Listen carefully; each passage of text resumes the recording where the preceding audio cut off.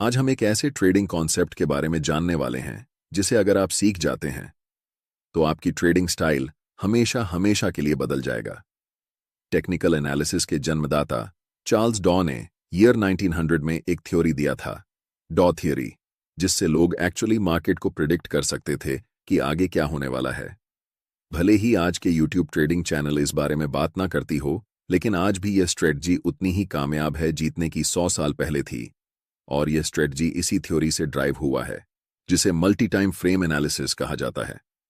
इस वीडियो में मैं आपको समझाऊंगा कि कैसे आप हायर टाइम फ्रेम से लेकर लोअर टाइम फ्रेम तक चार्ट्स का एनालिसिस कर सकते हैं और अपने ट्रेडिंग डिसीजन को बेहतर बना सकते हैं। तो सबसे पहले समझते हैं कि मल्टी टाइम फ्रेम एनालिसिस होता क्या है। यह एनालिसिस का एक तरीका है जिसमें आप पहले हायर टाइम फ्रेम का एनालिसिस करते हैं और फिर धीरे धीरे लोअर टाइम फ्रेम तक आते हैं। इस प्रोसेस में आपको 3 महत्वपूर्ण टाइम फ्रेम की जरूरत होती है। पहला time frame direction time frame होता है, जिसका उपयोग आप मार्केट की दिशा को समझने के लिए करते हैं। यानी आप देखते हैं कि प्राइस ऊपर जा रहा है, नीचे जा रहा है या साइडवेज मूव कर रहा है, जिससे आपको ओवरऑल ट्रेंड का आइडिया मिलता है। दूसरा time frame behaviour time frame होता है, जो प्राइस के बिहेवियर के बारे में डिटेल में बताता है। यानी प्राइस का मोमेंटम कैसा है, मार्केट स्ट्रक्चर ब्रेक हो रहा है या नहीं, वीक रिजेक्शंस या डोजी कैंडलस्टिक्स दिख रहे हैं या नहीं, और मार्केट रिट्रेस कर रहा है या नहीं। तीसरा और आखिरी time frame entry time frame होता है, जिसमें आप एक्चुअल ट्रेड एंटर करते हैं। अगर प्राइस डाउन ट्रेंड में है तो आप सेल के लिए देखेंगे, और अगर अपर ट्रेंड में है तो आप बाय करने के लिए देखेंगे। ये बहुत सिंपल है। ये जो टाइम फ्रेम्स आप इस्तेमाल करेंगे वो आपके ट्रेडिंग स्टाइल पर निर्भर करते हैं।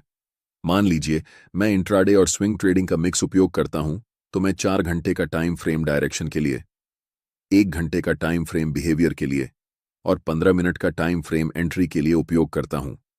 लेकिन अगर आप स्काल्पर हैं तो आपके लिए ये टाइम फ्रेम्स अलग होंगे। आप 1 घंटे को डायरेक्शन के लिए, 15 मिनट को बिहेवियर के लिए और 5 मिनट टाइम फ्रेम को एंट्री के लिए इस्तेमाल करेंगे। इसलिए टाइम फ्रेम पूरी तरह से आपके ट्रेडिंग स्टाइल पर निर्भर करता है, लेकिन मैंने एग्जाम्पल देकर समझा दिया है, जिससे आप अपने ट्रेडिंग स्टाइल के हिसाब से सही टाइम फ्रेम चुन सकते हैं। मल्टी टाइम फ्रेम एनालिसिस को शुरू करते हैं, जिसमें हम सबसे पहले 4 घंटे के टाइम फ्रेम को चुनेंगे, ताकि हमें पता चल सके कि मार्केट इस समय किस दिशा में है। 4 घंटे का टाइम फ्रेम चुनने का सबसे बड़ा कारण यह है कि यह हमें मार्केट का पूरा स्ट्रक्चर बता देता है कि अभी मार्केट किस दिशा में है। अगर हम 15 मिनट का चार्ट इस्तेमाल करते तो हमें स्पष्ट दिशा का पता नहीं चलता, क्योंकि प्राइस ऊपर नीचे कर रही होती है। इसलिए दिशा को समझने के लिए हमेशा बड़े टाइम फ्रेम पर जाना बेहतर रहता है। आप में से ज्यादातर लोग इस चार्ट को देखकर कंफ्यूज हो सकते हैं कि यहां प्राइस क्या कर रही है और हमें कैसे ट्रेड लेना चाहिए, बाय करना है या सेल करना है, या फिर अभी ट्रेड नहीं करना है। लेकिन यह गलत तरीका है चार्ट्स को देखने का, क्योंकि हम एक इंट्राडे या स्विंग ट्रेडर हैं। हमें बहुत पुराने चार्ट्स को नहीं देखना चाहिए। हमें यह ऑब्जर्व करना है कि हाल के समय में मार्केट की प्राइस कैसे बिहेव कर रही है। अगर हम ऐसा करने लगें तो हमारे चार्ट्स पर बहुत सारे सपोर्ट और रेजिस्टेंस लाइंस बन जाएंगी, जिससे आपका चार्ट बहुत जटिल हो जाएगा और आप ट्रेडिंग डिसीजन नहीं ले पाएंगे। सोचिए, अगर आपके चार्ट्स पर इतनी सारी लाइंस हों तो आप कैसे समझेंगे कि इस समय प्राइस क्या कर रही है। 4 घंटे के टाइम फ्रेम में हमारा चार्ट बिल्कुल स्ट्रॉन्ग अपर ट्रेंड में दिखाई दे रहा है और इस समय प्राइस कंसोलिडेशन कर रही है। इस कंसोलिडेशन जोन का सबसे पहले हम हाई मार्क करेंगे और फिर कंसोलिडेशन जोन का लो मार्क करेंगे। चार्ट्स पर इन दोनों लाइंस को बनाकर हम वेट करेंगे। सबसे पहले हम मार्केट को डिसाइड करने देंगे कि उसे किस दिशा में जाना है। इस समय मार्केट दोनों तरफ जा सकती है, या तो अपना ट्रेंड कंटिन्यू कर सकती है या फिर यहां से रिवर्स डाउन कर सकती है। अगर मैं इस समय लाइव ट्रेड में होता तो मैं पहले 4 घंटे के टाइम फ्रेम में कैंडलस्टिक को इन दोनों लाइंस के बाहर क्लोज होने का इंतजार करता। तभी हम डिसाइड करते कि हमें बाय करना है या सेल।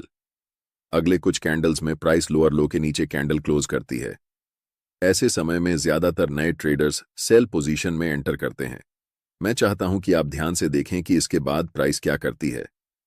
अगले ही कैंडल में एक बड़ी ग्रीन बुलिश कैंडल बनती है। अब जो मैं आपको बताने वाला हूं उसे ध्यान से सुने, क्योंकि ये चीज आपकी ट्रेडिंग स्टाइल को हमेशा के लिए बदल सकती है। मैं आपको एक सीक्रेट टिप दे रहा हूं, बिल्कुल फ्री में। अभी चार्ट्स 4 घंटे के टाइम फ्रेम में हैं और हम देख सकते हैं कि ये एक स्ट्रॉन्ग अप ट्रेंड है। लेकिन जैसे ही हम चार्ट्स को 1 घंटे के टाइम फ्रेम में बदलते हैं तो हमें दिखता है कि प्राइस धीरे धीरे नीचे की तरफ जा रही है। और जब हम 1 घंटे के टाइम फ्रेम को 15 मिनट के टाइम फ्रेम में बदलते हैं तब हमें चार्ट्स पर एक स्ट्रॉन्ग डाउन ट्रेंड दिखता है। ये बात आपको कंफ्यूज कर सकती है कि 4 घंटे के टाइम फ्रेम पर प्राइस अप ट्रेंड दिखा रही है, लेकिन 1 घंटे और 15 मिनट के टाइम फ्रेम में प्राइस डाउन ट्रेंड शो कर रही है। ऐसा क्यों हो रहा है, इसे समझिए। जब प्राइस 4 घंटे के टाइम फ्रेम में थी तो लास्ट कुछ कैंडल्स में प्राइस रिट्रेसमेंट या पुलबैक ले रही थी। इसी पुलबैक को छोटे टाइम फ्रेम में देखने पर यह हमें डाउन ट्रेंड जैसा दिखाई देता है। एक बात हमेशा याद रखें, हायर टाइम फ्रेम हमेशा छोटे टाइम फ्रेम के ट्रेंड से ज्यादा मजबूत होता है।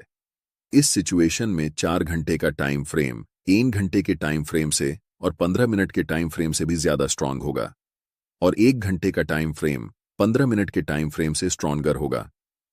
इसीलिए हम ट्रेड भी उसी डायरेक्शन में लेंगे जिसमें बड़े टाइम फ्रेम का ट्रेंड चल रहा हो। चूंकि 4 घंटे के टाइम फ्रेम का ट्रेंड अप ट्रेंड है, इसलिए हम बाय पोजीशन बनाने वाले हैं। अभी चार्ट्स 15 मिनट के टाइम फ्रेम में हैं और इस चार्ट्स में हमें तुरंत बाय ट्रेड में एंट्री नहीं करनी है, क्योंकि प्राइस का मोमेंटम अभी भी डाउन साइड की तरफ ही है। पहले हम वेट करेंगे कि प्राइस 15 मिनट के टाइम फ्रेम में बियरिश से बुलिश ट्रेंड में शिफ्ट हो जाए, तभी हम बाय पोजीशन में एंट्री करेंगे। अभी तक प्राइस हमें कोई सिग्नल नहीं दे रही है कि वह बुलिश होने वाली है, इसलिए हम अभी भी इंतजार करेंगे। प्राइस इस लेवल को रीटेस्ट करने आती है, लेकिन पूरी तरह से ब्रेक नहीं कर पाती और फिर से नीचे चली जाती है। ऐसा दोबारा होता है, जिससे हमें पता चलता है कि अभी प्राइस साइडवेज हो चुकी है।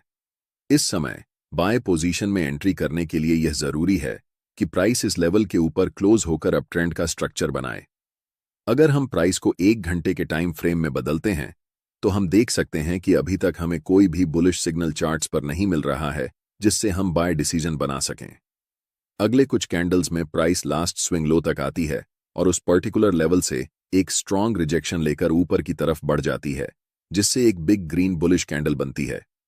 प्राइस ने ट्रेंड लाइन को ब्रेक कर दिया है, लेकिन हमें 1 घंटे के टाइम फ्रेम पर ट्रेड एंट्री नहीं करनी है, इसलिए हम अपने चार्ट्स को 15 मिनट के टाइम फ्रेम में बदल रहे हैं। अब हम कह सकते हैं कि मोमेंटम डाउन ट्रेंड से अप ट्रेंड में शिफ्ट हो चुका है और इस समय 15 मिनट के टाइम फ्रेम में मोमेंटम अप है, 1 घंटे के टाइम फ्रेम में मोमेंटम अप है और आखिरकार 4 घंटे के टाइम फ्रेम में भी मोमेंटम अप है। जब इन तीनों टाइम फ्रेम में मोमेंटम एक ही दिशा में होता है, तब समझो कि आपका सेटअप बनकर तैयार हो चुका है और यह किसी जादू से कम नहीं है। हमेशा याद रखें, कभी भी जल्दबाजी में ट्रेड नहीं करना चाहिए। हमें तब तक इंतजार करना चाहिए जब तक तीनों टाइम फ्रेम में प्राइस एक ही दिशा में न हो जाए। अब यहां हम बाय पोजीशन में ट्रेड में एंट्री करते हैं, ठीक इस ज्वाइंट ग्रीन कैंडल की क्लोजिंग पर, जिसमें हमारा स्टॉप लॉस ट्रेंड लाइन के थोड़े नीचे होगा। इस ट्रेड में हमारा टारगेट लेवल 4 घंटे के टाइम फ्रेम का स्विंग हाई होने वाला है, क्योंकि प्राइस ने इसी लेवल से डाउन ट्रेंड की ओर शिफ्ट होना शुरू किया था। इसे आप सप्लाई जोन या रेजिस्टेंस एरिया भी कह सकते हैं। अगर आप टारगेट सेट करने में कंफ्यूज हो रहे हैं तो मैं आपको एक टिप देता हूं। ट्रेड में एंट्री करने से पहले आपको चार्ट्स के लेफ्ट साइड पर ध्यान देना चाहिए और देखना चाहिए कि स्विंग कौन कौन से लेवल पर हैं। जैसे कि लास्ट टाइम ये एक स्विंग हाई है और इससे पहले ये एक स्विंग हाई है, तो हम इस समय 2 टारगेट रख सकते हैं।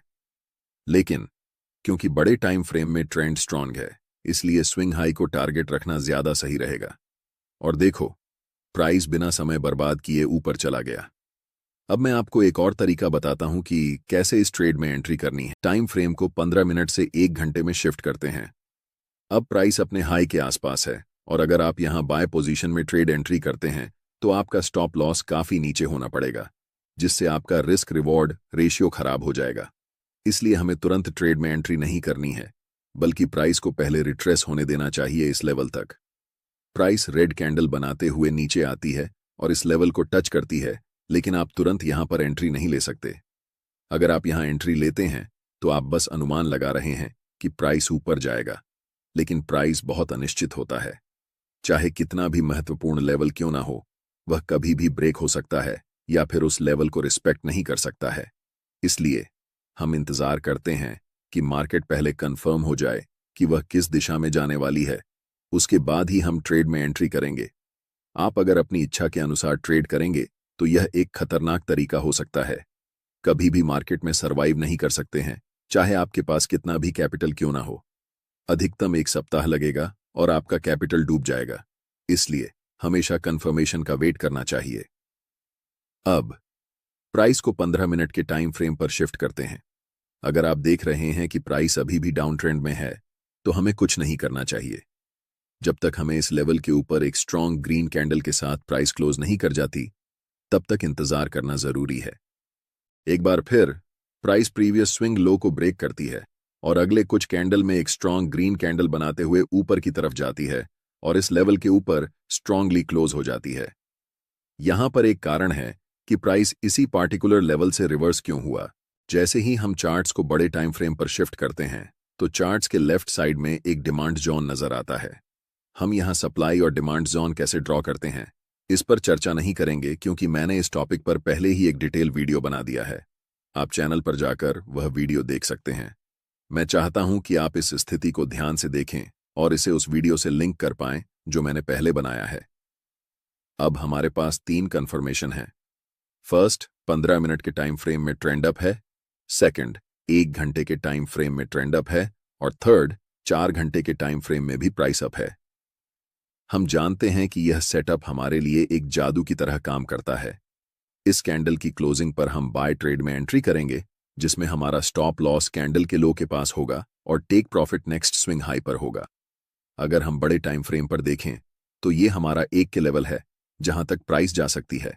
आप देख सकते हैं कि प्राइस वैसा ही करता है, धीरे धीरे मार्केट स्ट्रक्चर बनाते हुए ऊपर की तरफ उस लेवल को टच करती है, जिससे हमारा टारगेट हिट हो जाता है और हम प्रॉफिट बुक कर लेते हैं। यह ट्रेडिंग स्ट्रेटेजी मेरे लिए सबसे अच्छा काम करती है क्योंकि मैं एक इंट्राडे के साथ साथ स्विंग ट्रेडर भी हूं। लेकिन जब आप इस स्ट्रेटेजी को उपयोग में लाएंगे, तो अपने ट्रेडिंग स्टाइल के अनुसार टाइम फ्रेम को चेंज कर सकते हैं।